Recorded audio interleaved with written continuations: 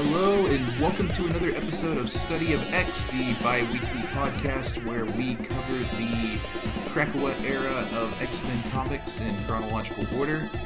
My name is Tim, and joining me as always is Chris and Sergio. You two want to say hi? Hi. No, not really. Yeah, that's very fair. So, this week we got New Mutants number 2, X-Force number 2, and Fallen Angels number 2. Two of which are pretty good. I was about to say, two of them are pretty good. One of them, debatable. Yeah. I wonder what that one is. It's New Mutants. As probably New Mutants. So yeah, we wanna get into it a little bit. Yeah, let's just hop right into it. Space Jail. Yeah, unfortunately, we are going to be starting with Space Jail.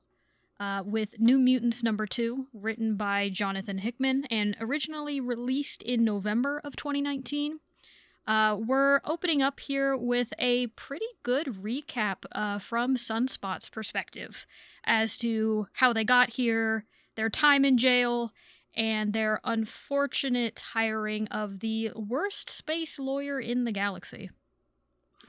I was unaware of Sunspot's business dealings. Yeah, Sunspot is rich. That dude's got money. Yeah, and rich is like an understatement. He's very rich. But where did his money come from? His dad. He is a product of philanthropy. No, not philanthropy. Generational nepotism, wealth. Yeah, there we go. Generational wealth. That's probably better. But yeah, apparently runs something called X Corp. Made sure to sign a bunch of documents to have it so nothing weird happens when he's in space, and off he went. Well, a bunch of white lawyers looked from behind. Yeah, just a lot of them, like a crowd. And I gotta say, this is actually a really fun recap. I wish there were more recaps done from characters' perspectives. Especially because for New Mutants, these are new characters for me, and I'm sure they are for Sergio as well. So getting to know a bit more about Sunspot just by the way he describes this is really fun. He's kind of self-centered, but in a fun way, if there's a way to put that. He's a brat, but he's a brat with his heart in his right place. Yeah. Like he talks like he's the most important person in the room, but he also really cares about his friends. I feel like that's on like Star-Lord's profile page. Yeah, he's Star-Lord if he was rich is almost kind of what this feels like, especially with the whole spacefaring stuff. He complains about the thread count of the prison jumpsuits. Just to remind you that he is, again, very rich. But the space lawyer that they hired, which is the same chameleon-looking fellow from the end of the last issue, does a really bad job because they are still found guilty of crimes against the Shi'ar Empire. It feels to me like he didn't really ever have a chance. I feel like we're being unfair to him by saying he did a bad job. Look, this was going to be a hard case either way. Bringing it back a little bit, I do, the one last thing I kind of want to mention from this recap is the image of apparently Alana, every time a fight would break out in prison, would just kind of summon a sword. The fight would stop, guards would try to take it from her, and then she would just despawn the sword. And I don't know, that's kind of hilarious. It is fun. There's an elephant man in that panel. Yeah. Yeah, he's just chilling. He's fun. I would love to know more about him. But yeah, this case does not go the space lawyer's way. No, it looks like the imperialist empire that says everything will soon be theirs means that there are no people outside of their empire. So everybody is within their laws. I'm going to question the premise of there being a trial at all if this is like their conception of the universe within this empire. But I get they do it for the bits, and, I cannot argue with it. Something I really like about this big spread of the court case is it looks just, like a courtroom, but there's windows in this courtroom, and outside is just space, which is just really funny. Mm-hmm. It feels almost like Star Trek. Just to Yeah. remind you that, hey, we're in space right now. Yeah, I find it fascinating to like notice the places where the lore is replaced by just mundane stuff, so we can make the usual bits and go through the like character archetypes and usual story beats for a court case.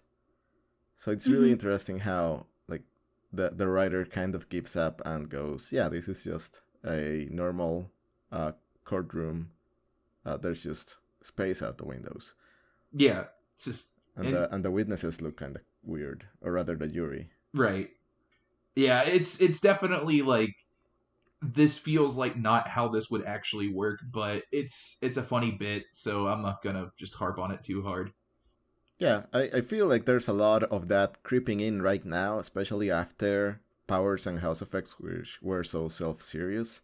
We're kind of getting to see the more ridiculous uh, suspension of disbelief, straining bits of the comic universe, which is fun. It's okay. I'm not asking for like gritty realism or a Right. very right. Not everything needs to be X Force or even like House of X and Powers of X. It's okay to just have fun once in a while, and that's definitely what this is. Yeah, to me, it's less about tone and more about consistency. But yeah, absolutely. Right. So yeah, we got Cannonball and Smasher in our next page. Mhm. Thankfully, everybody's well, they are under house arrest essentially, but they're under house arrest by their friend, so it kind of works out. Right. They are released into the custody of Smasher and Cannonball is the person they came to space to look for. Smasher being his wife, um, Mhm. who is a super guardian, so she's pretty high up in the rankings of the Shi'ar. Um, really nice panel here at the bottom with everyone just kind of group hugging Sam, except for Mondo and Chamber, who just don't really know him. Hmm. Yeah, they just kind of tagged along just to go into space, it feels like, which I don't blame them. Yeah, I did some looking into this, and apparently they are. I think these characters were introduced in Generation X, but they haven't really been New Mutants before, so I'm sure they have familiarity with some of these characters, but the ones that are familiar with Sam are the ones that do the group hug, and Sunspot, who is pouting at the moment.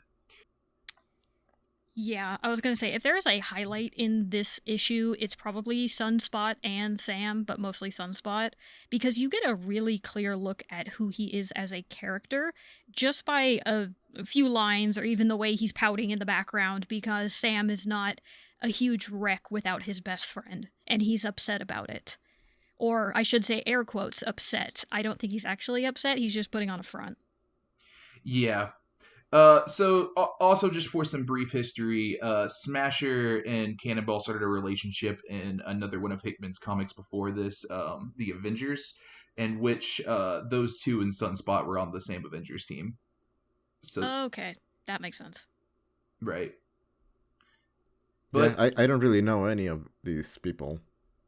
I am off to the side with these two others. Mondo and Chamber here just being like, I don't, Yes. not sure what's going on. Don't feel comfortable joining the group hug yet. Yeah, I mean, I know what's going on, but yeah, you just stand off to the side. Yeah, These are not your people right. yet. Mm-hmm. Mm-hmm.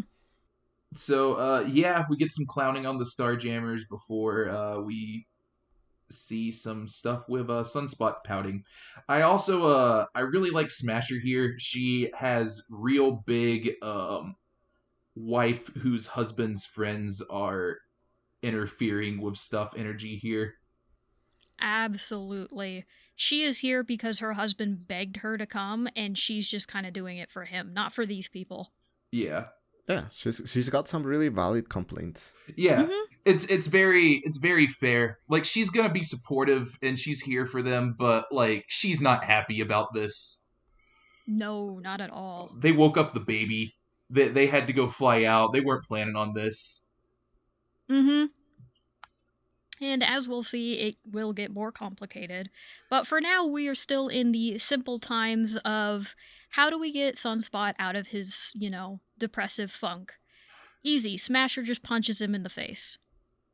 Yeah, just get sucked on the face. Which, honestly, kind of deserved, especially what she says afterwards. Don't blame her at all for it. Yeah, again, I feel like this is she's very fairly upset about this situation, and she's doing the best she can. I feel like she's being as reasonable as the situation calls for, but she wants to give Sunspot some tough love here. Sunspot takes this in stride, luckily, and I guess they're just buds again. They hug it out, and we're good to go. Mm-hmm. I do like Ileana here at the last little panel, who is telling Smasher, like, hey, I was going to punch the guy, right? Yeah, it's good stuff. After that, we kind of also get a little a spread page here about the court case, in which case the judge here says the court further orders that the defendant's space lawyer be sanctioned for incompetence. Just, I don't know, man. I feel bad for this little alien. I told you, man, he was the actual worst space lawyer money could buy. Yeah. But I also do feel bad for him. The poor guy was trying. Yeah, I don't see how he could have won this, honestly. No, not at all. Uh-huh. Yeah, I wonder what a more competent lawyer would have done in this case. Right. I mean, the sentence is as fake as the trial was, so I don't know what they want. Yeah, it's real interesting because, again, it felt like the trial, it just, like, there was no way they were going to win this. It was obviously guilty, but the actual sentence was, here you go, you're in the custody of your friends. Mm-hmm. Yeah, I if you see it from a different perspective, they played right into his hands. Great lawyer. Right. Absolutely. Got him off exactly what there he you needed. go. Yeah. He's playing the long game. There you go. Right. And to finish us off here in Shi'ar space, Smasher gets a call from her boss, the Magister, where they're going to have to go on a bit of a detour. But we'll get to that later, because we are going to be talking more about the Empire first. Uh-huh. Yeah, so we get Gladiator here in this next page, who is the one that tells Smasher that they're going to have to go do some stuff. And we kind of figure out that there is a hierarchy that's going on right now in the Shi'ar. Gladiator, who is a pretty frequent character in just X-Men lore, is also kind of very similar to Superman in terms of like a power set, is the current leader of the Shi'ar. Are they a mutant? They are not. They are just a alien. Sure, okay. Mm-hmm. But from my understanding of the character, because I've only seen him when he shows up in other comics, is he's very much the kind of like the Captain America for the Shi'ar Empire. He lives and dies by that empire and stands for it. So he's very nationalistic in that way. Yeah. Okay. He's someone that's going to be very straight-laced, but for this empire. He's pretty much just their version of a superhero, but currently leading it at the moment. So you kind of see something that's gone on recently is his two kind of number one and number two here are Mentor and Oracle. One of them is the leader of like the intelligence or the intelligence advisor, and the other one is the leader of the Imperial Guard. And he apparently chose them because they both represent the two dueling ideologies of the Shi'ar, which is both consolidation and expansion. Yeah, another Tuesday for empires. Right. Yeah, pretty much. So, but something important to know as we keep on going with this issue here. And once we get that fun political information, we are back on the ship where the New Mutants, or at least most of them, are hanging out and playing poker with some alien cards, pretty much. And it looks like somebody's gonna win, until they all mention that they actually can't read the cards. This is a very extended scene, but it's pretty funny. They are very confident and betting like they know what they're doing, and no one actually knows what they're doing. It's very silly. Yeah, Chambers says read them and weep. Mm-hmm. It's just a fun bit. Honestly, this comic is just kind of full of fun little bits where it's like, oh, you get to see the characters. Yeah, they're really good friends. You know, they get along well. They have a good time. They have laughs. It's just kind of more scenes to build up that camaraderie that they're going for here. Although I do like in this scene of after they're playing the cards, we do have Sunspot and Sam off to the side, where Sunspot is catching his best friend up on Krakoa and everything that's going on.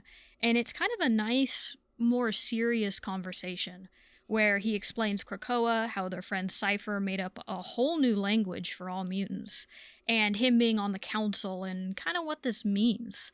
It's a very organic conversation between friends, honestly. The way they're talking, I could see myself, talking this way to one of my best friends and just catching up on the news and everything. Yeah, I feel like the familiarity of these two characters really comes through here. Like these do feel like really good friends here. Yeah, I like how he displays his pride for what's the translator guy? His name? Cypher? Oh, Cypher, right. Doug. Yeah. He's kind of trying to play him up on his role in the council, even if he is a translator. He says it's kind of a seat at the table. So definitely, a step up from whatever he was previously. Right. So I do think that detail's neat. It does endear me to their relationship. Yeah, like that's his friend. He's gonna talk him up a bit. It's a big deal.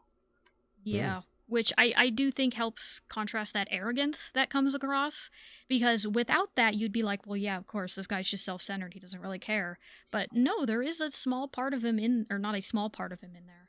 But it leaks out every now and again of like, yeah, no, this guy is a really good friend. Like, he's gonna stand by them no matter what. Right, yeah.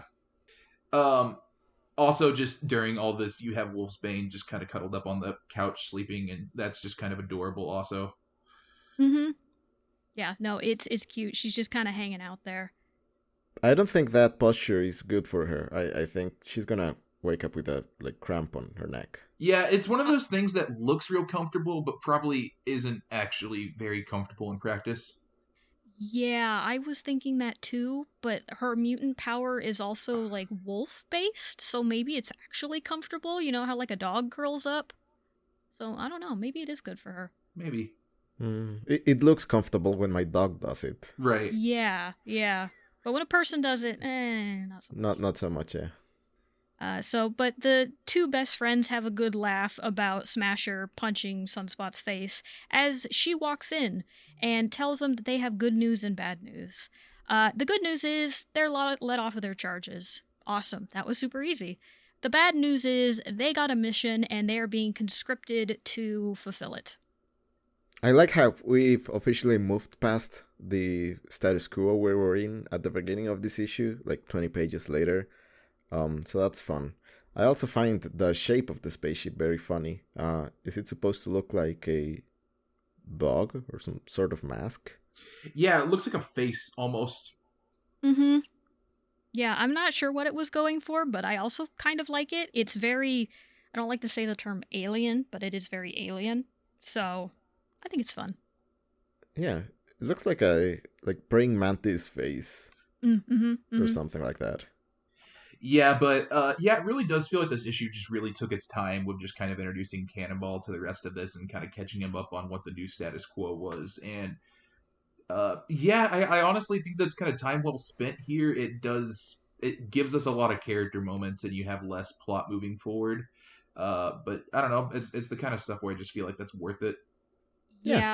Yeah, I would agree, especially compared to the other comics we've read where it's just kind of plot point. This one is definitely the character-focused storyline, I would say, and it does it really well. Like Sergio said, even though this has been mostly character development, we've still moved on. Like, the plot point we started with is gone. Now we're on to something else, and it feels supernatural. Right. So, we are... We now switch over to the Shi'ar throne world here, where it looks like we have a kid here who is now getting promoted to the ruler of the Shi'ar. Yes, here we meet Xandra, as she is being told that instead of the Magister being the temporary leader, she should probably take the reins again, especially because I guess space politics aren't doing too hot right now. And he has this in mind that if she's going to be ruler, she needs to have proper advisors. And while they have the two kind of competing ideals for this empire, he thinks she needs a third, somebody who knows the political game a lot better than he does. So to be clear, not Superman is stepping down? Right. And he was the one who gave the mission, right? Yes. Okay, and that's because This makes sense. Yeah, he wants to find an advisor for her. Also, for a yes. little bit of context here, just kind of how this relates to the mutants. This is Xavier's daughter. Oh. Huh. Yeah, very not clear. I was also surprised to learn that. I also don't know the story behind her at all. I just know that, yeah, she is actually Xavier's daughter. Why she is also the ruler of a massive space empire, I don't know. Well, but it's cool. He fell in love with her mother, who was the ruler of the space empire before. So yeah, that would be Xavier. That would be him. During the very first New Mutants run, Magneto is kind of the Xavier figure for them for a lot of that. And that is due to Xavier needing to go to space to stay alive. And that's kind of where he spends a lot of time with her mother. Interesting. Okay. So she's half mutant? Does she have a power set? I don't know if has a power set, but she may have one. I'd have to look into that a little bit. I do know that she does have telepathy, but I don't know if that is something that Shi'ar royal family just have, or if that's just because she is part mutant. It's also a weird thing where I don't think it was like a natural thing. It was just like they kind of had Xavier and her mother's DNA laying around, just kind of made her. Oh, one of those weird comic book storyline things. Right. Okay. Sure. But yeah, so they need to go get her aunt. Yes, her aunt, aptly named Deathbird, which I'm sure means she is great at family get-togethers. And she immediately throws a spear at the New Mutants, which I guess for Sunspot means that he immediately is just going to fall in love with her. Right. I like the framing of this also. Gladiator's kind of explaining like who it is and what he is trying to accomplish here. And while he's doing that and explaining that he's trying to get her aunt, we kind of see the New Mutants walking up to this place where Deathbird is and the spear being thrown. Yeah, she looks sharp. Right. She is extremely. Gladiator describes her. I actually don't know much about Deathbird. Gladiator describes her as who else but the most savage, duplicitous, and truly violent person would be best for such a political task. So, yeah. Yeah, I can see she's like hiding it's either a wing or a cape made of feathers. I'm looking forward to whatever that is. She's also got a separate cape, so maybe leaning towards wings. We'll see. That would actually be really cool. I gotta say, I'm digging her 80s look. It just gives me like an 80s vibe. I think it's because there's so much purple going on. But, like, I dig it. I really like it. Yeah. She also must use a lot of, like, hair products, so she can, like, keep it up propped up like that. Yeah, it's like two triangles. It's honestly really impressive. So are her nails. Like, she's taking care of herself despite being on this very deserted looking planet. Uh-huh. Yeah, it's a really good design. It's a fun hook. Excited to see where that one ends up going. I think this is where we take a little bit of a break from Hickman's run, though. I think issue 3 is going to be a different storyline. Let's see. Taking a look at it, you are correct. Yeah, so in New Mutants number 3, we actually do go to a new writer, and therefore a new storyline for New Mutants. I have some thoughts and feelings about that, but I think we can discuss those when we get there. But for now, for the end of issue 2, we have this cliffhanger here where the New Mutants now need to bring Deathbird back to the Shi'ar homeworld. Oh, huh. So does that mean we're gonna get a time skip, or is it going to be something entirely different? It's going to be something a little bit different for a little bit, and we'll eventually kind of go back to it. This run starts off a little bit weird, where you kind of have Hickman trading off with someone else, but that storyline will resolve. Okay, Mm-hmm. we'll see how it goes. Right. Interesting. Yeah, but overall, what are your guys' thoughts on this one? I like it. I think it's got it continues having outstanding art. I really like the style on this page. It's very similar to what we saw on the first one, which I think we mentioned was kind of a standout between the first issues we read. I do think it's a little bit too jokey for my tastes. I'm not sure about this degree of levity for the kind of stories that we've been reading. But I also appreciate the general style, and I am endeared to the characters successfully, so that's alright. Yeah, I'm looking forward to seeing more of the Shi'ar Empire, which I know absolutely nothing about. I don't know if they have ever shown up in the MCU movies that I've watched or something like that. But I have elected to get those removed from my memory, so these are going to be kind of a blank slate regardless. Yeah, that's very fair. Yeah, I don't think they've really messed with the Shi'ar. They're, again, typically kind of considered an X-Men thing. Kind of surprised they haven't really touched them at all in, like, the Guardians movies, but again, these are fun. The levity of them is very different from a lot of the other stuff that's happening right now, except for maybe Marauders. But even still, this feels like almost a different level of that. Uh, the art's really good. I like the characters. It's a fun couple of issues. I feel like this has always kind of been a thing with Hickman, where primarily he does do very kind of serious tone, massive world building type stuff, but also he likes himself some jokey issues, and the two characters he really likes to do that with are Cannonball and Sunspot. So not really surprised he's messing around with them here. It almost kind of sounds like he's just kind of washing his hands of the more serious stuff and is like, I'm gonna go do something fun, something light. Well, it's interesting because it's happening at the same time as this X-Men run too, which again, that run does seem to have its fair share of levity. Does seem to be a lot more kind of in line with the tone he set for House of X and Powers of X. Yeah, 100%. And you were gonna say, Sergio? Sorry for cutting you off.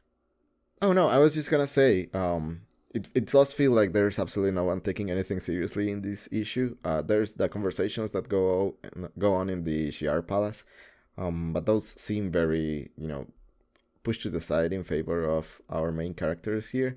So I think that would be the difference with Marauders, where there's usually someone, be it Emma or Storm or Bishop. Yes, Bishop. We had Shaw being serious at times and actually like putting their head in the game, unlike pretty much all of these characters, for which this is an like grocery run. Right. Yeah.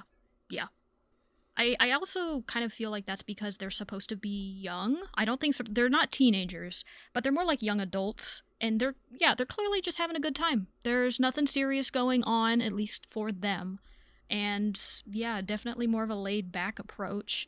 I agree, it's a little too laid back for me at times, but I do like it in contrast to some of the more darker issues that we're reading, especially these next two that we're going to be talking about. So it's kind of a nice palate cleanser, almost. I kind of wish this was at the end of this batch of 3 comics, but it is what it is.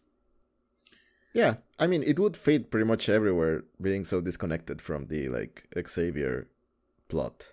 Right. Yes. Yeah, this almost doesn't have to be related to Krakoa at all, at least so far. Yeah. All right, we want to go into X-Force a bit here? Yeah, let's get rid of all of those happy jokes, fun thoughts, and let's get into X-Force.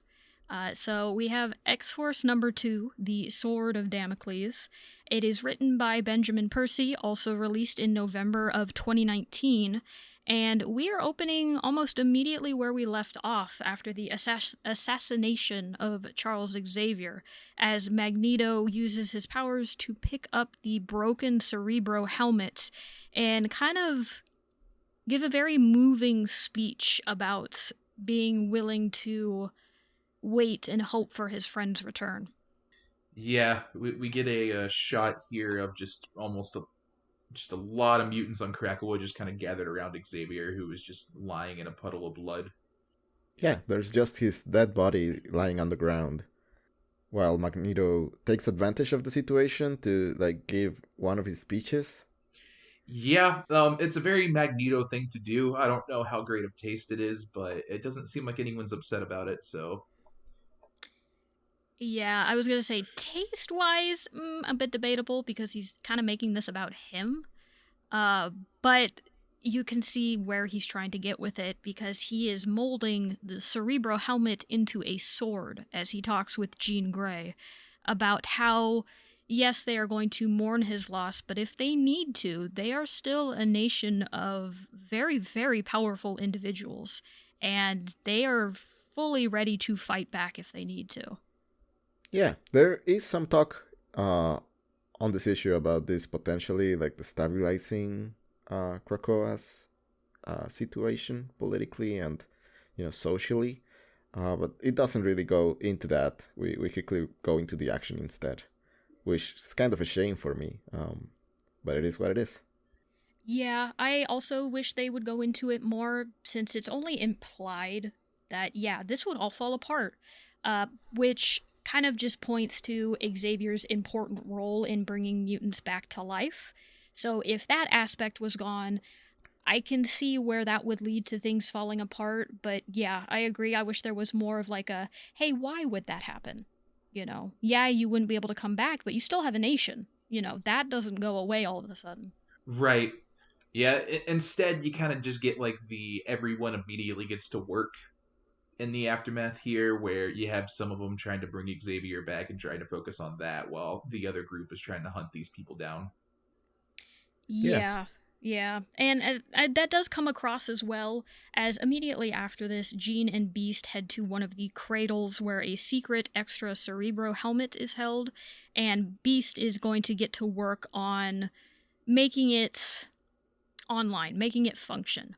And Jean is basically saying, hey, I know you don't have a lot of time here, but all we need is blind faith and for people to work. Yeah, and it feels like it does seem like this is the first time again that Xavier has died since they've started this Krakoa stuff. They don't know if this is actually going to work or not. Beast isn't sure if this is going to work or not, so you have a lot of, hey, we just need to trust that this is going to work. This is the process we set up. We just follow it how we should do it, and this should work. So is Cerebro stored on the actual helmet? Is this the implication here? Right, I believe so, which is kind of why you have those cradles that are the backups. Yeah, I believe we previously referred to Xavier's backup strategy.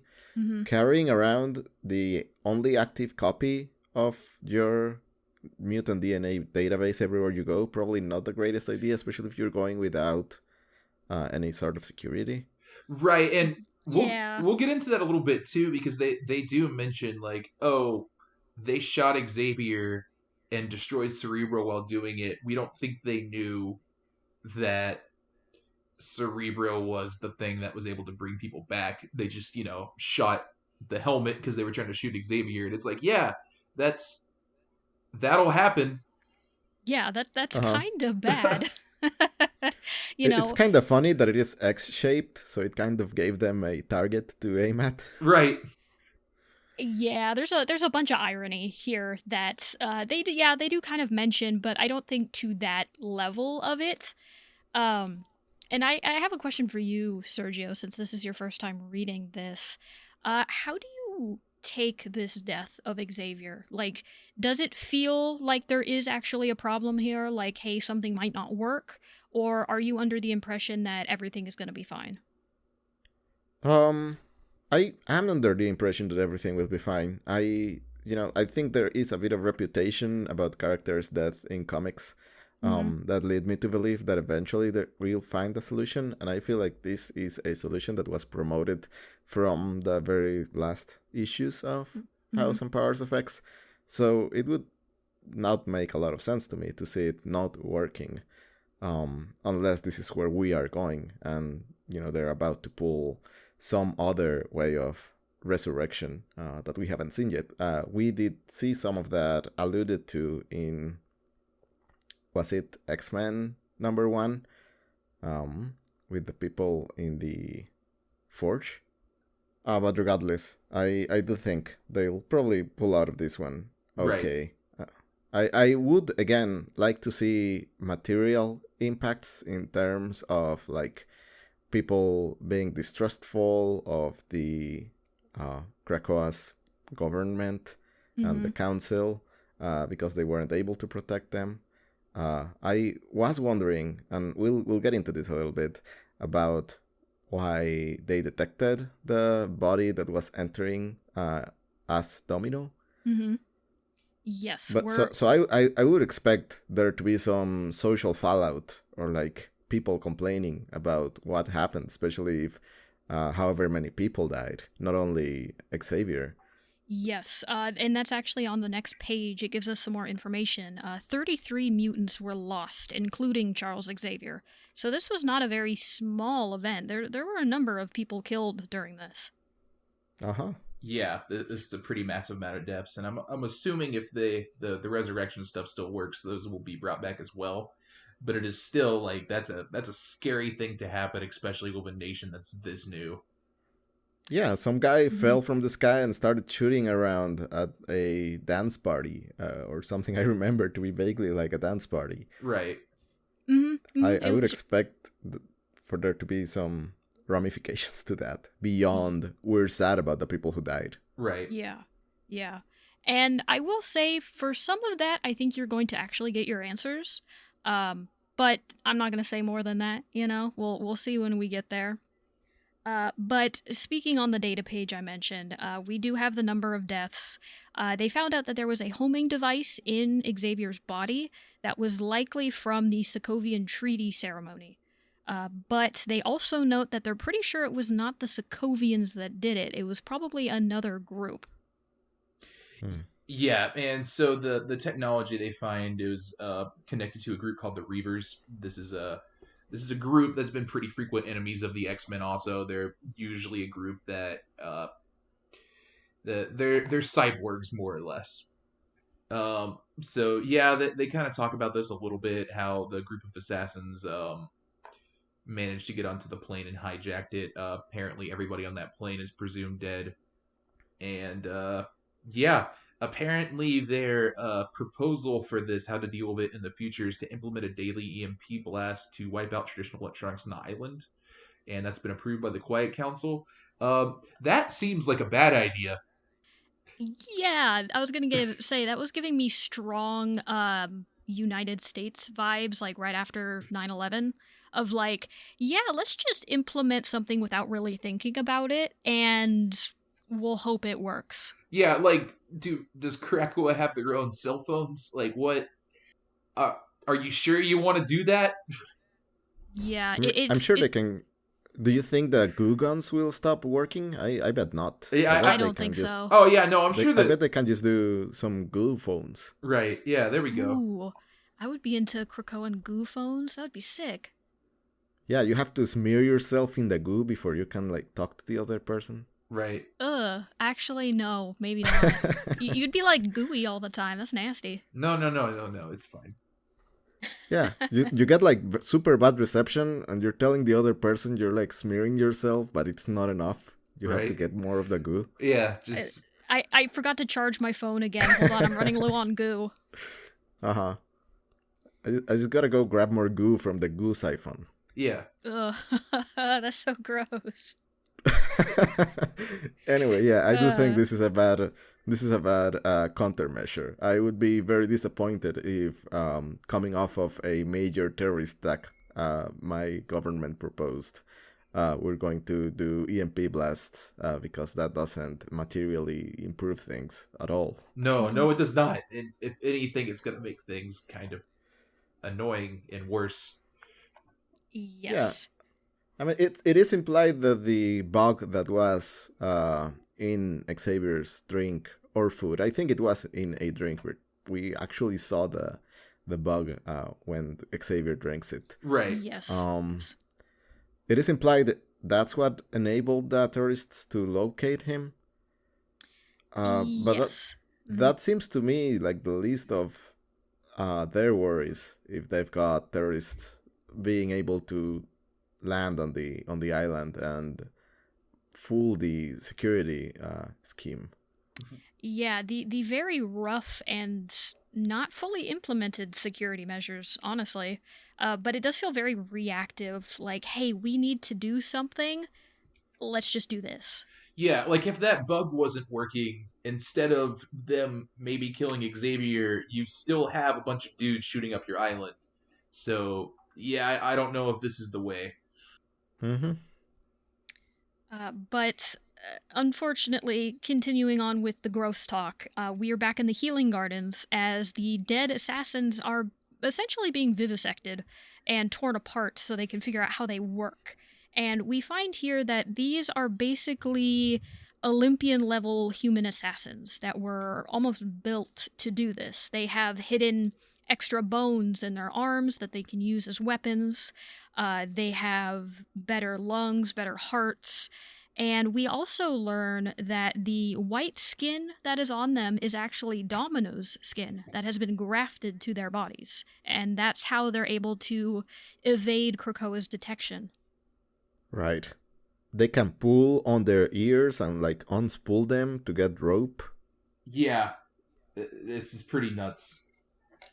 Yeah, and I think all of their teeth were filled with small explosives or cyanide or something. Like, every part of these assassins' bodies was made to kill somebody. So whoever sent them did so with that very purpose in mind. Yeah, I'm kind of surprised we didn't see that like showcased during their attack.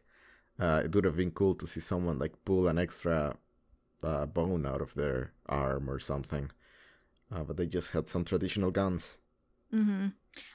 If anything, that kind of speaks to Krakoa's lack of preparation for this kind of thing. Where, yeah, they had all these extras, but they didn't even need them. They just could use a gun, and that was it. Yeah, I would have still liked to see them Oh, use yeah, them no. though. Would have been Absolutely. I would rad. have loved to have seen that. That would have been so cool. Yeah, we might still at some point. Yeah. Yeah. And we'll see why as we keep going. We also have Black Tom feeling very sad about this since, he knew something was up, but nobody was listening to him, so it's not really his fault. And Wolverine, in particular, is incredibly angry and says he's gonna go hunting. Uh-huh. Yeah, there's a really fun exchange here with Healer where he tells Healer not to make him comfortable, and Healer is just like, "No, I'm not gonna do that." But Mm-hmm. Uh-huh. yeah, Wolverine is just angry, like he is out for just revenge at this point. Yeah, and honestly, this is kind of the Wolverine that I know, who's just kind of off doing some mission, hunting somebody or something down. And we do get a quick couple of panels of him doing that. He heads to South Korea. He's looking up the flight, trying to find more information. And he's very clearly an old man because he is using his index finger to try and type on a keyboard and is not doing very well. Oh yeah, he is yelling at the computer while he's doing this. It's kind of adorable. Yeah, he's kind of trying to play the character that I sound like NCIS that's really good at computers, but he clearly isn't. Yeah, it's just him sitting in front of monitors, just not knowing what he's actually doing here. But it's okay. He's about to have backup. Mm-hmm. And we are introduced to Kid Omega. He is a character that I also ran into for the first time here, and he is very much a spoiled brat, honestly. Sergio, I'm curious to see what you think of him in these couple of panels that he's introduced. I do not like him. Yes, I think that's a very quick way to put it. He's not a very likable individual, honestly. He's the arrogance of Sunspot, but without all of the fun or the good parts of him. He's just very much up his own ass, honestly. Yeah, I know way too many people like him. Yeah, this dude. Because I work with computers. Yep. He shows up wearing a cardigan. This man is supremely cocky. Yeah, not the best. I actually did learn something about his shirt under the cardigan because I wanted to look into him. I didn't know much about Kid Omega's backstory, so I was like, okay, let's see what this guy's all about. Essentially, that shirt that he's wearing underneath it is the look of a what's the word I'm looking for? The propaganda look for a evil mutant overlord created by anti-mutant forces was wearing that shirt. So Kid Omega, seeing that, started to wear it as a sort of anarchist move because he believes that Xavier's way isn't exactly the right way to do it and is very much into the idea of blowing everything up and trying again. There is a very fun description here where Wolverine first sees him and describes his smell. I feel like I can also immediately smell him, and that's just, I don't know. As much as I don't really care for Percy's writing, I like the way this is described. Yeah, it is written like, yeah, this guy is a piece of shit, you know, and is clearly supposed to be that way, and it works really well because he comes across that way.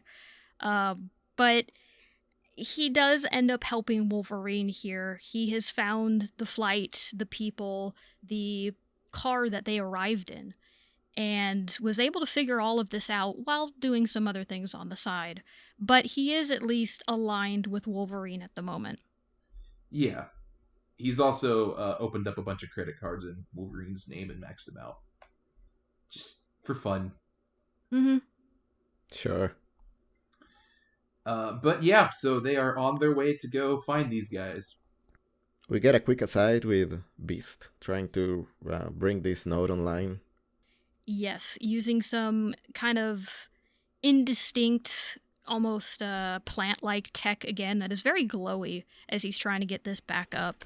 And he's clearly working hard, but it's not clear whether it's going to work or not. Right. Uh-huh, yeah. So we go to Seoul, where we're going into a printer press, is apparently where these people were located. Mm-hmm. And Kid Omega, being the incredibly powerful telepath that he is showing himself to be, knocks out the guards. They head inside, and it is not a printing press normally. It is a printing press for bodies and people. Specifically those assassins that we saw earlier. It looks like they have a 3D printer going, printing a nervous system on a table right now. Kid Omega refers to them as gods. Wolverine tells him to stop talking like that. But yeah, this is a scary looking facility here. Yeah, that line from Wolverine is kind of the first hint we have at someone rejecting the kind of new mutant ideology that mostly Magneto pushes. Yeah, like I can believe there are others who don't necessarily readily go along with it, but this is the first character to like say it. Yeah, and it feels like Kid Omega has taken it a little bit far as well, where it feels almost like overtly supremacist, and Wolverine is just like, hey, no, that's not us. Yeah. I mean, it's been overtly supremacist since the first issue we've read. Right. Like, yes. I think Kid Omega's is the direction that Magneto, at the very least, has tried to push it towards. Right. While Wolverine's is kind of naive, in the sense that he knows that kind of ideology is being pushed, but he, kind of waves it off as a misinterpretation of the words or a very literal interpretation of the words, when that's what the words say. It's not Kid Omega making anything up. Right. Yeah, He's I would say if anything, Kid Omega is what Magneto is saying, but without the filter. right. Kid Yeah. Omega's just very loud about it. Yeah. And it's not only Magneto, to be clear. Like, Right. Xavier says it too, and Apocalypse says it too, and those three are kind of some of the most prominent figures on the Krakoan leadership. Yeah, and it's very interesting because Wolverine even has a line here later where Kid Omega kind of mouths off again like that, and he says Xavier would slap you over the head if he heard you saying that. And it's like, would he? I'm not so sure. Yeah. Yeah, maybe an Xavier of a couple years ago, but this new nation-making Xavier, he might not. He would probably tell you to definitely tone it down, but I don't know if he'd disagree. Yeah. Yeah, I do think it's interesting that we get some pushback from Wolverine, because I would have expected to see some more pushback if there was going to be from like other people. Yeah, I would agree with that too, especially with knowing these characters from just other forms of media. I feel like some of the others would have said something, especially Jean Grey. I feel like she would have said something by now, but maybe we'll get that later or in a different storyline somewhere. But I am glad somebody is at least speaking against it, and it makes sense that it's Wolverine. Wolverine is not a big ideology guy, and he would be the quiet one to be like, hey, knock that shit off. That's not it. Yeah. I do think it's interesting that it puts into contrast how passive everyone has been towards that kind of talk. And when someone finally says, this is being pushed too far in terms of what's being said, it kind of stands out. Yeah. And also something to note that now that I'm thinking about it is Wolverine said this to Kid Omega. He didn't say this to Magneto as he was floating over Xavier's corpse, kind of insinuating the same thing. It's very specific that Magneto is not saying this to the bigger people. He's saying this to someone kind of off to the side. Yeah. And if, I would love to know, is this being whispered about? Are there conversations in the settlements within Krakoa where people are uncomfortable about the kind of talk that's being used to refer to mutants? I don't know. I would love to see that. Yeah. And I mean, we might. There's a lot of story going on between all these different comics that we're reading. But continuing on a bit, we do go back to the Healing Gardens where we learn that their ears can be unspooled and used as a weapon, and the teeth were removed.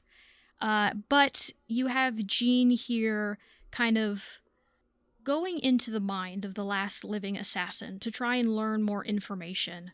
And she looks into his mind, and we get this really, really pretty, kind of beautiful full-page look of Jean, where there's just these faces kind of coming off of her, as she has no idea what she's seeing in this guy's mind. And honestly, looking at the page, I have no idea what she's looking at in the guy's mind either, but it's really psychedelic. It's cool. It looks like peacocks. Yeah, it kind of does. Yeah, I can see the peacock feathers now, looking at it. Those are eyes, aren't they? Yeah, it does kind of look vaguely like eyes as well. It's a nice looking page. Mm-hmm.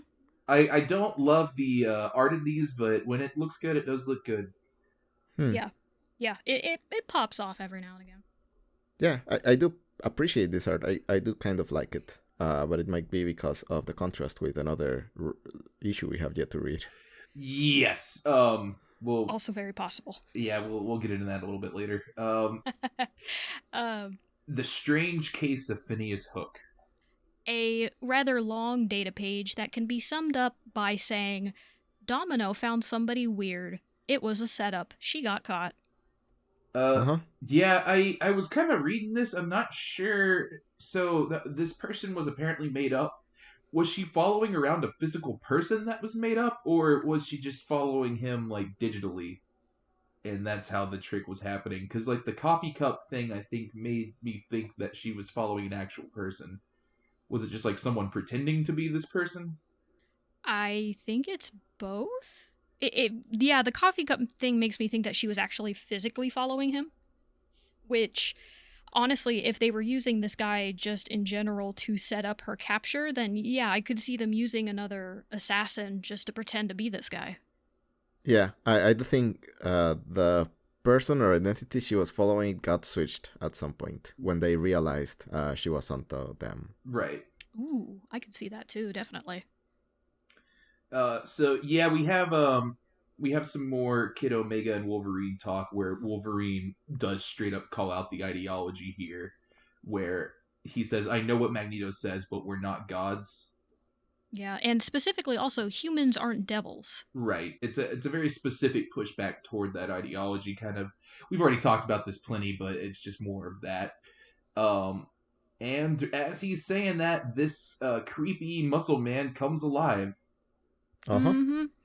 And we start coming into comic book territory as the different meat bodies of these half-finished assassins kind of wake up and start attacking these two mutants for investigating their printing press. And it's I feel like the contrast here is pretty interesting because the thing that goes on is apparently they have psychic dampeners, which is Kid Omega's powers. So he can't do anything in terms of using his powers here, and the cockiness just fades away, and we're just left with pure panic. Uh-huh. Mm-hmm. Which, to be fair, I would also panic when, like, a half dozen meat monsters are trying to rip me apart, and the only one that could save me is the angry short Canadian man. Like, yeah, I would be scary too if my only defense is now gone. Yeah, and yeah, again, it does feel like a natural reaction, but again, I find it very interesting as a contrast to how he was acting before. Like as soon as the powers are gone, he just kind of melts. Oh, yeah, no, absolutely. Kid Omega he barks a lot, but his bite, once you take that away, he's honestly nothing. Right. Yeah, I do think this is a bit, and I wonder if this is hinting towards like people on the internet kind of talking big and pushing these sort of like supremacist ideologists, and then again being all bark. Mm-hmm. So I wonder if it's kind of an opportunity to like riff on that, especially given the subject matter that they were talking previously. Possible. I could honestly see that, especially when this was written, when that kind of talk was very, very loud on the internet. So I could see him being a sort of a way for the writer to work through that. And we see here, as Wolverine is taking most of the lead, that because there is a psychic dampener, that probably means they're hiding something. So Kid Omega is tasked with going to look to find her. And he does, as Domino is in a tube, half skinned alive. Uh-huh. Yep, and that More work for Healer, I guess. Yep, that is our cliffhanger here. Mm-hmm. Domino, despite her power being luck-based, is having a really bad time. Yeah. Yeah, and I do think there's a very interesting conversation that they're trying to propose here, especially with the first issue, where it's like, hey, yeah, we're a nation, but we're not fully set up logistically. Domino's been missing for a while, but nobody's really gone to look for her. And now we find out the whole time she's been gone, she's been skinned alive, and who knows what else has happened to her in this time frame. Yeah, and so that is about our issue. Do we have any other parting words for this?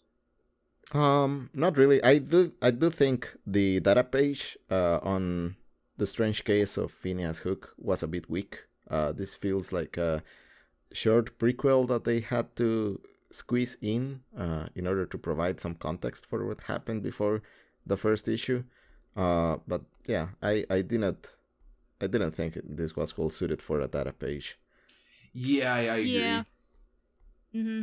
I feel like that is a story that could probably play out later, or even have Domino explain herself. So it is kind of a weird thing to do. It's almost like they felt like they had to have a data page, so they put something there. I was about to say whether they had a quota or something they had to fill. Yeah. The thing I have noticed is it does seem to be 2 pages or data pages for the most part in some of these. Maybe it was a Hickman decision of like, hey, these are really cool. You guys should try using them. Right. I think this was an improvement over last week's. Yeah. I like this a little bit more. It felt less gratuitous, even if it was still a little bit gratuitous. But yeah, it's okay. It's not my favorite, but I think it was better than Excalibur of this group. Yeah, absolutely. I do think it is. It's not as disjointed for one. Right. And I think that alone makes it stronger as a whole. Yeah, I would agree with you. I've never really thought of the two in comparison because in my brain they're very different, and they are. But I think I would agree, honestly. Yeah, Excalibur is really disjointed, and while X-Force doesn't really have very high moments, it doesn't have a lot of lows either. It's just kind of steady. Yeah. So do we want to go on to Fallen Angels? Ah, yes, the highest of highs with no lows at all. Oh, you mean the podcast's not over? No, it's not. We have to get to our favorite comic here. Alright. Okay. Alright, we can do this. We're only at Fallen Angels number 2.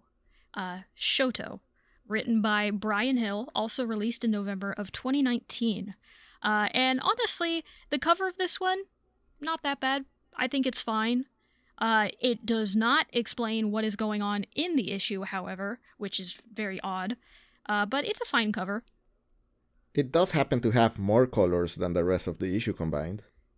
Yes, and maybe that's where all the budget went. All of the color budget went on the cover, and the rest of it they just had to fill with a lot of black space. Yeah. And speaking of dark spaces, we are in London in the past, in a very, very dark building, where a man is trying to proposition Psylocke for asylum away from their Assassin's Guild. And instead of giving it to him, she instead kills him, because people like them are never free until they die. Yeah, rest in peace that guy, I guess. Yeah, but you gotta show how much of a badass and committed to the cause Psylocke is. Yeah, committed to the assassin cause in the past. I don't really know what this adds. Like, even when they kind of go into exactly what was going on here later in the issue, it's just like, okay.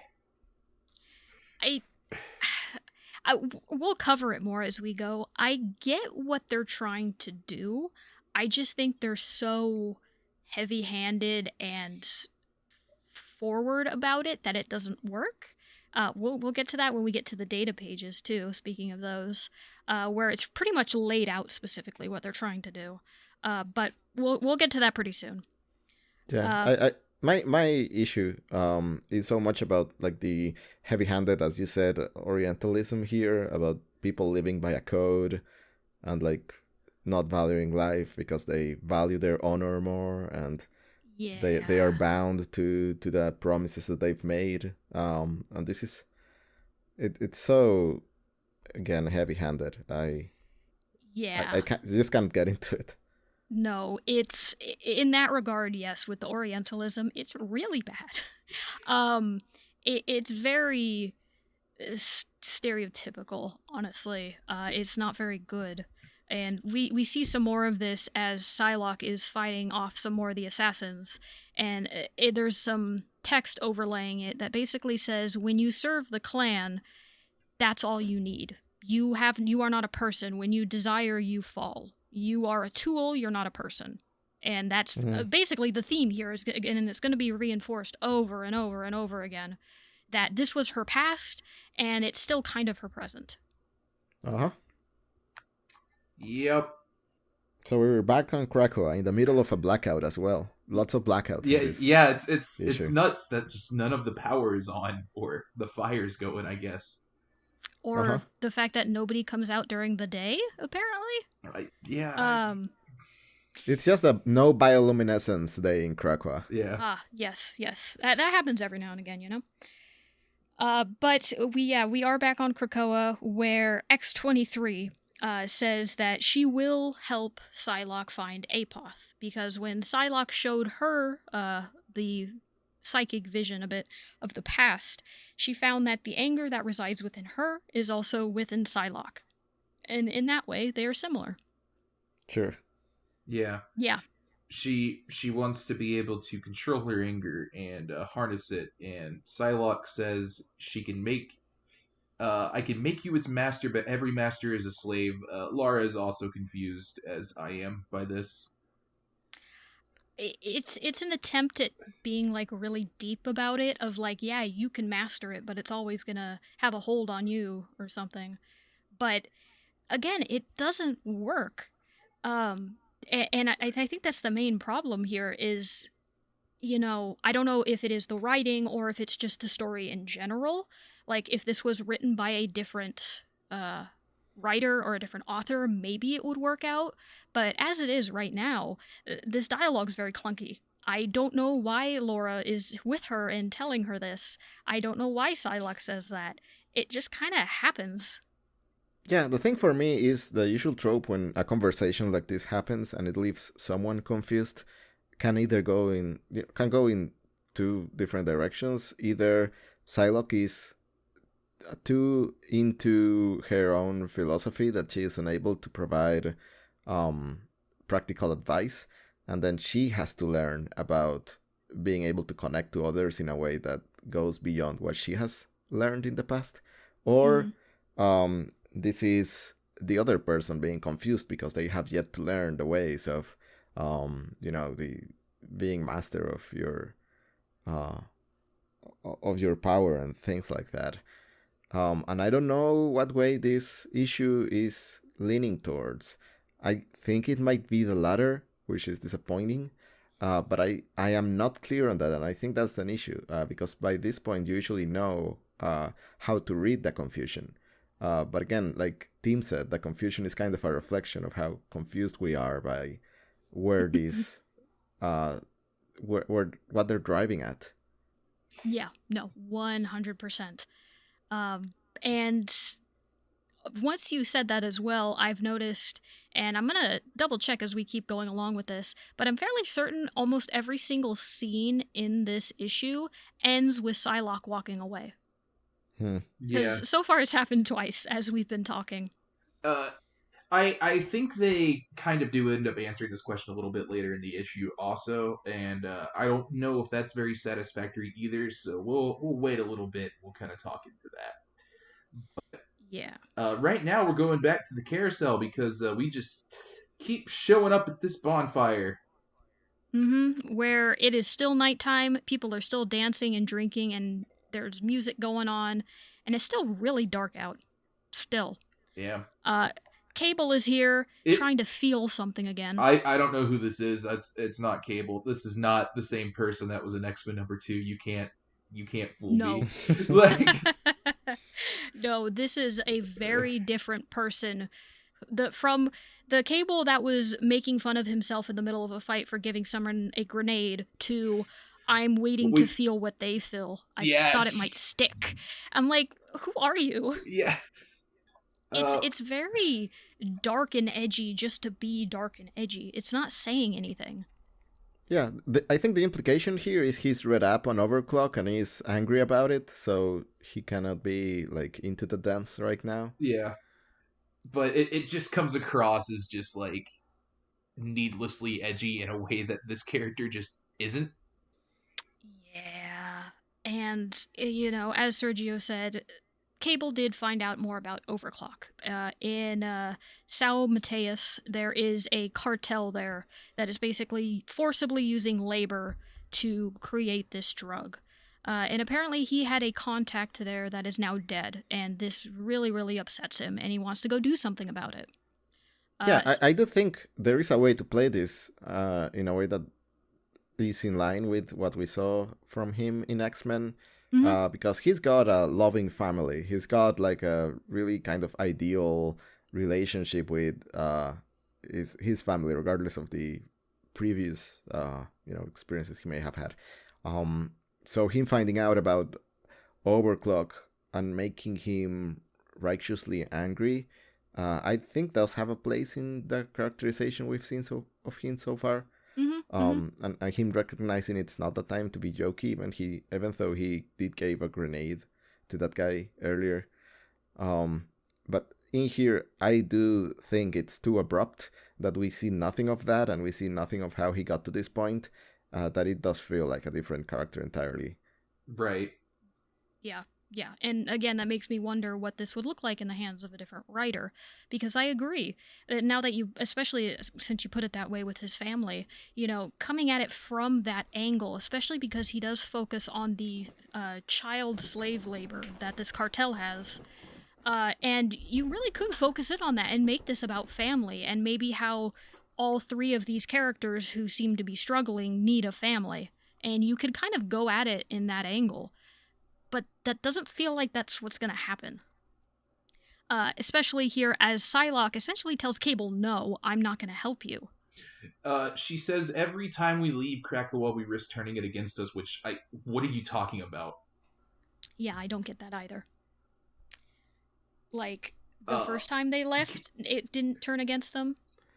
Is it because she's kind of doing this clandestinely? She did have to procure a way out of Krakoa on the previous issue. So I think what she means by this is she's exposing herself to like retribution and not being able to easily get out of Krakoa in the future, which would hinder their advances. So yeah, maybe they're just has to be like really like it has to make a big impact instead of like going to a place just to help the kids. Right. That I feel like is probably the best reading of it here. Of just they need to make sure they are on to something specific, and this is going to lead them to overclock because they aren't going to have very many chances to do this. Yeah. But yeah, Psylocke shuts it down, and this scene ends with Cable walking away, so it's got that going for it. Almost, because the scene continues after Cable leaves, very upset, and Dazzler shows up for a very brief moment, trying to tell Psylocke to have a good time, and Psylocke says no, and she walks away. Joy that's walk away count number 3. Yep, okay, we got there. Heck yeah! I want to see how high we can go with that count. And now we are at the dreaded data pages, as we get the Way of the Hand, and an explanation of the assassin's cult, essentially, that Psylocke was a part of. It's a lot of text. Did we realize this was the hand she was in last issue? I don't remember. No. It was just referenced as she was in an assassin group. Okay. So, yeah, the hand's a pretty popular, not popular, but a pretty well-known assassins group from this universe. They show up pretty frequently in Daredevil. Yes. Oh, sure. Yeah, if you watch the Daredevil Marvel show, that is where Elektra comes from, and he fights the Hand a lot. Also, just small fun fact, if you know Teenage Mutant Ninja Turtles, the Foot Clan is a ripoff of the Hand, so there you go. Yeah. But yeah, this is a pretty text-heavy data page, essentially explaining that when you are a part of this assassins group, you are not a person, you are a weapon and an extension of your master. And your master knows everything else. You don't need to know anything because you're a weapon. Uh-huh. Yeah. It's I can see what they're going for with this, trying to be like, hey, look at this evil assassins guild where people are things and not people, but it's written very bland, like somebody's first attempt at writing an evil organization. I do think it's very verbose. Yes. The statements alone are probably enough for me to like be clued into what they're all about. So getting whole paragraphs associated with each one is a little bit deflating. Yeah, and it's kind of doubly reinforced because this is actually 2 data pages. So we get the text-heavy one, and then we get a very brief kind of reinforcing of those tenets, and it's not really needed. Very redundant. Yeah. I feel like we kind of get an idea of what they're about pretty easily, and it just kind of, I don't know, my eyes glaze over a little bit at this one. Yep. Yeah. Again, I see what they're doing, and we're gonna see this as well as we're back in the past again, as a woman is trying to be killed, and Psylocke essentially saves her and tells her to leave the country, gives her money, and tells her where to go, and says she's doing this because she, saw into her husband's mind and saw how her husband loved her so much. So Psylocke was doing this as a bit of a way to clear her conscience, almost. Yeah, so this is the wife from the husband that she killed earlier. Uh-huh. Anyway, this didn't work out too well. They found her and tortured and killed her. Yes, but specifically, the lady never mentioned Psylocke, which good for you, I guess. But this is where I kind of see what they're going for here, where it's a reinforcement of that hand tenet of they are weapons, they are not people. And it's a kind of a reoccurring theme here of once you desire, you fall. So once you have something worldly, you're going to fall apart. And we saw that with Psylocke because she has a daughter, which is something you're not supposed to do. So the implication here is that she is still trying to fight that programming where she needs to kind of learn to live in a world that will allow her to have desires and not let her be a weapon. But again, like we've been saying all this issue, it's done very clunky. Like, this is not very clear.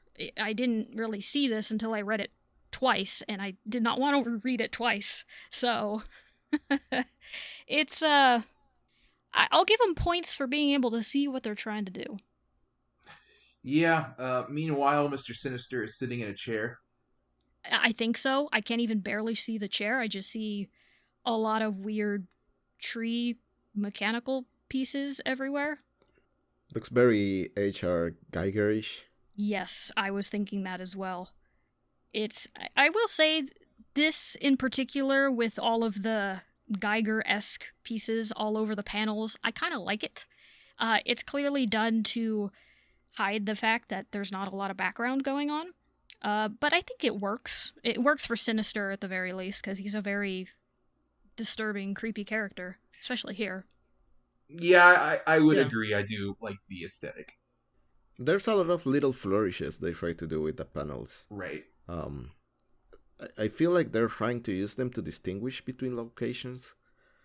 But it's not enough to kind of justify the lack of backgrounds in general. Yeah, it helps. It doesn't solve the issue. No, not at all. Especially when you have panels, especially one here where you have Psylocke, Sinister's face, and then Psylocke. Psylocke is in the same exact position, except she now has an arm up in one of them. Nothing else changes, which I have seen done in other comics, but usually to much greater effect than it is here. Here it just seems very lazy. I hadn't noticed that, but yeah, it's exactly the same drawing. Yeah, and speaking of the context here, essentially she needs Sinister's help again, and he says the price for that is to tell him something interesting. So he asks about the butterflies, which are manifestations of Psylocke's psychic power. And we learn here that Elizabeth Braddock, or Betsy, when she had Psylocke's body, they were hers. They were kind of her invention. And Psylocke, now that she is free of Betsy, really hates the symbol, but has kept it to try and make it something her own. And that aspect I actually really like. I like that idea of her trying to reclaim this symbol that has kind of been an oppression for her ever since she was very little. Well, it doesn't seem like she hates the symbol as much as she hates that she likes the symbol. It's something that she does kind of find meaning in as well, and doesn't like that she has something in common. I didn't read it that way, but I kind of like that. I never thought of it that way. So, I hope we kind of see them discuss that at some point, instead of the attempted discussion that happened in the first issue. Yeah, I'm not feeling very confident about her confronting the inner turmoil of her past. No. it like the whole situation with the other Psylocke is still already very kind of icky. Yes. And I think I would rather them stayed away from it. You know what? If it's I'm okay with that as a take. I'm okay with that too. Would you feel comfortable if they confronted that with a different writer, not this one? who knows? I think out of everything we've read so far, that's what kind of pings me as I don't know who could write this that would like portray it sensibly. Mm-hmm. No, and Yeah, I think that's a I fair do take. believe they kind of wrote themselves into a corner that I wouldn't know how to untangle it out of. Yeah, Yeah. it's a very icky part of the character history that's it's kind of hard to ignore, but it's very hard to address as well. Yeah, I do like the hint at it here, where she's like trying to deal with that without directly addressing it. Um, yeah, A light spot in a very, very dark issue. Um, But Sinister seems pretty pleased with it. so, yeah, so we get our next page, which is in Cable's safe house, where she seems like she's going to go along with what Cable wants to do. She's going to go with him to Brazil. She mentions she can teach Cable about war and can teach Lara about rage, but wants to learn goodness from both of them.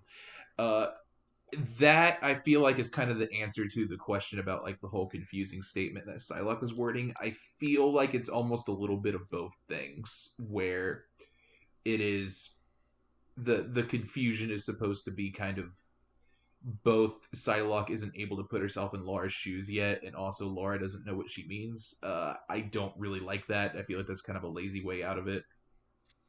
Yeah, I once you've pointed that out, yeah, I do think this was the initial pitch for this storyline of like, hey, Psylocke will learn how to be a kind person, and the other two will learn how to conquer their rage or whatever. But that doesn't come across. The only way it has is because they had to spell it out here that, hey, this is what we're trying to do. Yeah. yeah. I think I do think I could go for something like this again if it was communicated better. Mm-hmm. Them not having the tools that they need to communicate correctly, and then having to resolve that lack of communication or make up for it somehow would be interesting. But there isn't that, like, they don't have any crutches. They don't have anything to lean on. Conversations end in them walking away without resolution, and that's where it fails for me. There is no attempt made to bridge that gap in communication, even if it's through imperfect means, or even if it's hurtful for one of them or whatever. It does feel like a very cowardly approach to we cannot talk or we cannot communicate, so I'm just going to walk away. How are they going to move past their that stage if they are not actually confronting each other? Yeah, no, I would agree. And I agree with you that I would actually really enjoy this kind of a story if it was told a little better. And also, thinking about it, I'm not sure how fully this ties into Krakoa so far. You could tell the same story at a different point in the X-Men history, and I think it would still work. So I'm curious to see if we get even more of an Krakoa aspect to it, other than just being a kind of a not even a roadblock. It doesn't seem to be stopping the characters, other than them saying so. Yeah, I don't think a story has to be like directly connected to Krakoa, but the way in which they've tried to tie it is ineffective. Yeah, it feels a little clumsy. I kind of agree with Sergio there. I don't know if it needs to be something that's directly tied to Krakoa either. I think it's okay to have some of the characters just do some stuff outside that, but yeah, like New Mutants is completely outside of Krakoa, yeah, and they still were able to like place it and contextualize it within the Krakoan time frame by having that conversation with Sunspot, where he explains about the mutant language and the council and stuff. right. and it flows a lot more than the idea that they cannot do a lot of incursions because someone might get mad at the island. Especially when, again, we've seen no signs that is actually a looming threat. Yeah, I would agree with you. And honestly, yeah, that's a really, really good way to put it. I think for me, especially after House and Powers of X, with the sandbox that Hickman made, I want to see people play around in it more. But I would also be fine with stories that are not fully connected to Krakoa, like New Mutants. I'm actually enjoying it, reading it again and seeing all of this and being able to discuss it. I'm coming away liking it a lot more. And it, like you said, it's not totally Krakoa'd. So this one, yeah, it could be the same, but again, it's not happening. Uh-huh. And speaking of not happening, travel time does not exist, as they all agreed to go, and suddenly now they are simply in Brazil. Well, they got gates. I'm sure That's true. They got gates. I don't know if there is specifically a gate in this cartel-run town. Yeah. But you know what? That doesn't matter. The Marauders did sail towards Russia. Yeah. From one page to another, so I'm gonna give this to them. Yeah, I'll give them a pass on that one. That's just okay. That's fair. That's fair.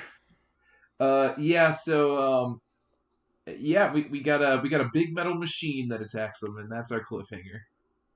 Yep, and taking a pretty drastic departure from the well-choreographed fights in Marauders, where you can very much see what's going on and follow the choreography. Here, not so much. Yeah, it's a lot of laser beams. Cable shoots it a couple times. Mm-hmm. And yeah, that's our issue. Uh-huh. Yep. Shout outs to Laura's really weird stance on the last page. I don't know what she's doing and what it's trying to achieve. Sometimes you gotta pose, I guess. Pose like a bird trying to take off in flight. Yeah, it looks uncomfortable. It looks extremely uncomfortable. So, yeah, that is Fallen Angels number 2. Hey, it's there. It's part of Krakoa history, and is going to live forever. Yeah. So... Yeah, 2 weeks from now, we'll talk about X-Men number 2, or X-Men number 3, Marauders number 3, and Excalibur number 3. Yay! Back to fun. Yeah. Yeah, So, I'm looking forward to this. Yeah, I am also looking forward to seeing where else we're gonna go here. I know we are all being very down on Fallen Angels, and I feel rightly so, but I do think it gives a nice contrast to all of the other stories, and that, yeah, comics, while the rest of them seem very easy, or air quotes easy because they're done so well, a comic done well is not that common. You will get some duds. You are going to get some ones that maybe don't land as well. So I'm glad we are at least seeing that a bit here, to at least contrast the others. Or maybe it's Stockholm Syndrome and I'm stuck here forever. I do feel like the Fallen Angels defenders at times. I do think it's not as good as any of the others, but it's kind of fending for itself a little bit. We'll see how it goes 2 episodes from now. All right, you heard it here first, folks. Sergio is a certified Fallen Angels stan. He is their number 1 fan. We'll see what happens. That's true. Maybe it takes a change, and maybe you will come out the other side a changed man. Look, sometimes you just gotta roll with the punches a little bit. Honestly, it's not as bad as I remembered it, but I do think it's my least favorite of the 3. But I don't want to harp on that too hard, Sometimes we just need to be kind of positive. Yeah, so where can they find you?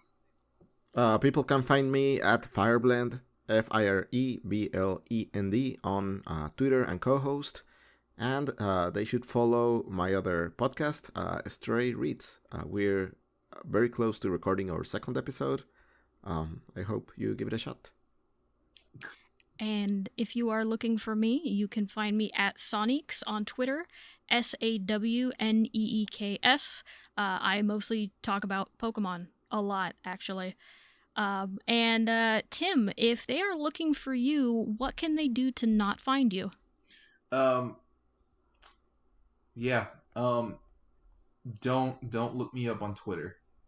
Okay. If they do, will you contact your space lawyer? Yeah. We'll be in touch.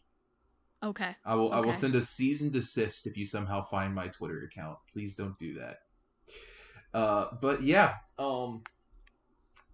Please send us an email at studyofx if you just want to write into the show.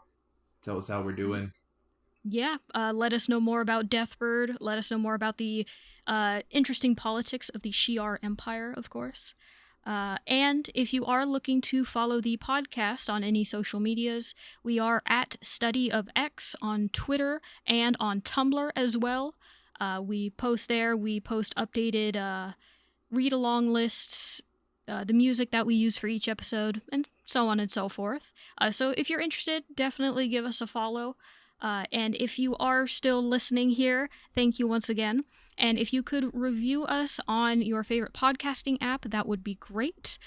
We have heard here that apples are the best way to do that. So if you are listening to an Apple podcast, definitely give us a review there, as that would help us out.